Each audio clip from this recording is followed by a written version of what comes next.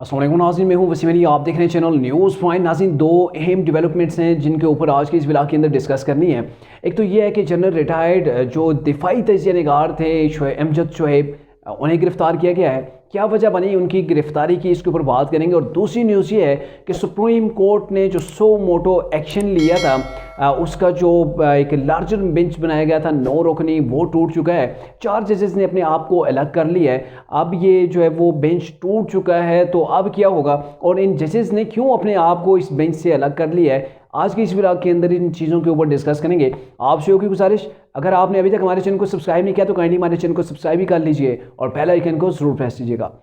नाज़रीन, अगर देखा जाए तो जनरल रिटायर्ड अमजद शुएब के हवाले से अगर बात की जाए तो ये दिफाई तेज निगार थे। उसके बाद जब ये टीवी के ऊपर आना शुरू हुए, रिटायरमेंट के बाद जब ये टीवी के ऊपर आना शुरू हुए, तो इन्होंने सियासत को भी साथ में जो है वो ले लिया और सियासत के ऊपर भी अपना पॉइंट ऑफ व्यू देना शुरू हो गए थे। अब ये उस वक्त की बात है कि जब इमरान खान को लॉन्च किया जा रहा था, इमरान खान प्रोजेक्ट के ऊपर उस वक्त काम था और तब ये लोगों को बताया जा रहा था कि इमरान की कितनी अफादियत है, इमरान खान के आने से पाकिस्तान के अंदर क्या कुछ हो जाएगा। तो उस वक्त की ये बात है और इनके साथ कुछ और भी ऐसे लोग थे जिन्हें लॉन्च किया गया था।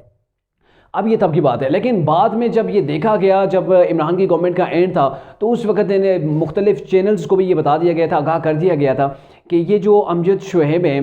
ये आप जो है वो सिर्फ दिफाई तजिया निगार के तौर पर आप इन्हें बुलाया करें, ना कि सियासत के ऊपर पॉइंट ऑफ व्यू लेने के लिए। और बाद में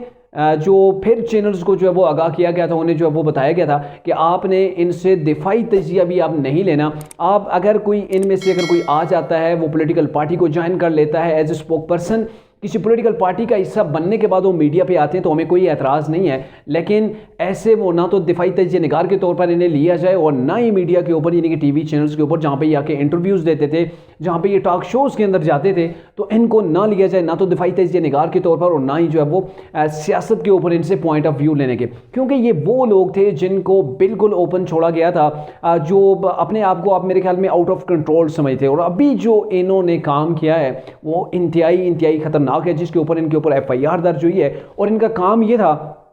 इन्होंने एक मीडिया चैनल के ऊपर बैठ के वहाँ जाके इमरान खान के हवाले से इमरान को एक नई स्ट्रेटजी उनके सामने रखी कि आपने जो जेल बरो तहरीक शुरू की है, ये बिल्कुल फलाह पे नाकाम है। इसके बजाय आप अगर काम करें, जो सरकारी दफातर के अंदर मुलाजमीन जाते हैं उनके ऊपर काम करें, उनको प्रिपेयर करें, उनको बताएं कि आपने जो है वो दफातर के अंदर नहीं जाना। और वो लोग जब दफातर के अंदर, स्पेशली इस्लामाबाद के जो मुलाजमीन है, वो अगर दफातर के अंदर नहीं जाएंगे, चाहे वो किसी भी इदारे से उनके ऊपर काम करें, वो दफातर के अंदर नहीं जाएंगे, दफातर के काम ठप हो जाएंगे और ये गवर्नमेंट जो है वो घुटनों के बल आपके सामने गिर जाएगी। तो ये एक ख़तरनाक किस्म का इन्होंने वो प्लान सामने रखा था। इस प्लान को आप कह सकते हैं कि बगावत, क्योंकि इन्होंने इदारे के जो मुलाजमीन हैं उन्हीं के ऊपर काम करने को कहा कि वो बगावत कर दें, वो इदारे की बात ना माने। और यूँ डायरेक्टली अगर किसी को नुकसान होता है तो वो स्टेट को होता है। इन्होंने स्टेट के ख़िलाफ़ इदारों के अफराद को, इदारों के जो मुलाजमीन हैं उनको करने की कोशिश की और ये चीज़ बताई इमरान को एक लाइव न्यूज़ चैनल के ऊपर। अब जो चैनल के मालिक थे उन्हें तो इस चीज़ का नोटिस पहुंच चुका है और जो एंकर था उनको भी जो है वो नोटिस, शोकाज नोटिस मेरे ख्याल में वो जारी हो चुका है और साथ में इनके खिलाफ FIR हुई और FIR के बाद इन्हें जो है वो गिरफ्तार कर लिया गया। अब यही जो जनरल रिटायर्ड अमजद शुएब हैं, अगर आप इनके वो वीलॉग्स देखें, क्योंकि यूट्यूब के ऊपर भी आपको मिलेंगे, फेसबुक के ऊपर भी इनके पेजेस हैं, तो वहाँ पर इनके जो तजिए देखें, बड़ी सख्त किस्म की ज़बान इन्होंने इस्तेमाल की होती है और इदारों को भी नहीं छोड़ते और ना ही पॉलिटिशियंस को। स्टार्ट में तो इमरान खान के आग के अंदर ये इतने हैं कि इमरान के खिलाफ अगर कोई बात करता था तो चैनल के ऊपर ये दस्तों गिरफ्तार होने को भी तैयार हो जाते थे। मतलब इन्हें इतनी डील उस वक्त दी गई थी कि अब ये अपने आप को कंट्रोल भी नहीं कर पाते और अपने आप को वो समझते हैं कि अगर ये मैं कोई बयानिया बनाता हूँ, जैसे इमरान खान समझते हैं कि मैं अगर कोई बयानिया बनाता हूँ तो सारे उसे जो बाई करेंगे, और ये भी यही समझते हैं कि हम जो है वो तोड़ मरोड़ के जो काम है वो बेहतर अंदाज में समझते हैं। इसीलिए उन्होंने किसी की ना सुनी और इदारों के अफराद को बगावत के ऊपर उकसाने की जो है वो कोशिश की। अब उसी जुर्म के अंदर जो है वो ये जेल के अंदर हैं। अब जो आते हैं दूसरी न्यूज़ के ऊपर, दूसरी न्यूज़ बड़ी अहम है क्योंकि आपको पता है कि सुप्रीम कोर्ट ने आज खुद नोटिस लिया था इलेक्शन की डेट के हवाले से और 9 रुकनी लार्जर बेंच बनाया था। और जो बेंच बना था उसके ऊपर सुप्रीम कोर्ट के अपने जो बेंच के अंदर मौजूद जजेस थे उन्होंने भी एतराज़ात उठाए थे, पाकिस्तान बार कौंसिल ने भी एतराज़ात उठाए थे और PDM की जमातों ने भी ये दरख्वास्त दायर की थी कि इस बेंच के अंदर, पहले बेंच बेंच को तो जो है वो लार्जेस्ट बेंच बनाया, फुल कोर्ट बेंच बनाया जाए, और जो इसके अंदर 2 जजेस हैं, जस्टिस ज़ाहिर अली नकवी हैं और जस्टिस एजाजुल हसन हैं, इनके नोट के ऊपर आपने सुप्रीम कोर्ट ने क्योंकि एक्शन लिया, उन्होंने जो है वो इसके ऊपर लिया है, जो है वो सो मोटो लिया है, तो इस वजह से इन दोनों जजेस को इससे अलग कर दिया जाए। अब मामला ये है कि इसके ऊपर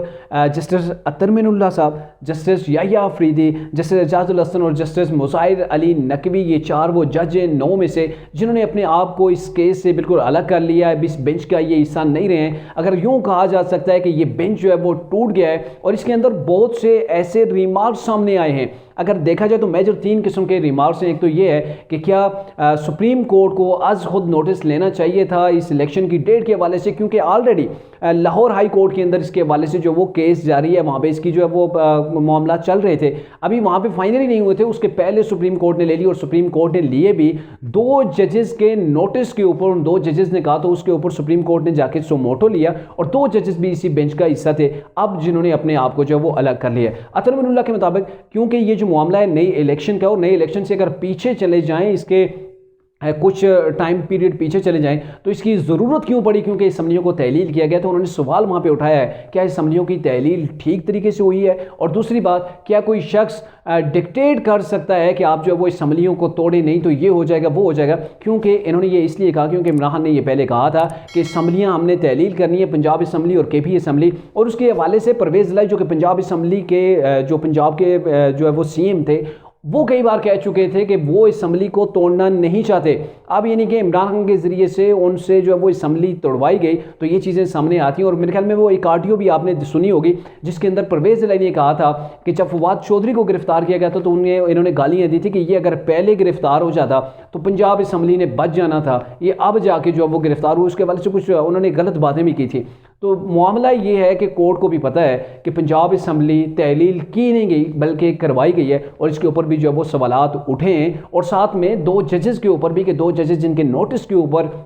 ये जो है वो सुप्रीम कोर्ट ने सो मोटो लिया है, तो इन चीज़ों के ऊपर एतराज़ात उठे हैं, और इन एतराज़ात की वजह से ही जो है वो ये 4 जजेस हैं, इन्होंने अपने आप को हलाक कर लिया है। अब देखना ही है कि मेरे ख्याल में सुप्रीम कोर्ट नया बेंच भी तश्कील दे सकती है, और 5 जो जजेस हैं उनको भी कैरी कर सकती है, लेकिन पहले ही इतने एतराज़ात हो चुके हैं। तो इसके ऊपर डिमांड जो की जा रही है वो ये है कि फुल कोर्ट जो है वो इसके ऊपर बेंच बनाया जाए, और वो जाके इसकी सुनवाई करे। और पहले भी जजेस ने एक जजेस ने ये पहले भी कहा है कि जो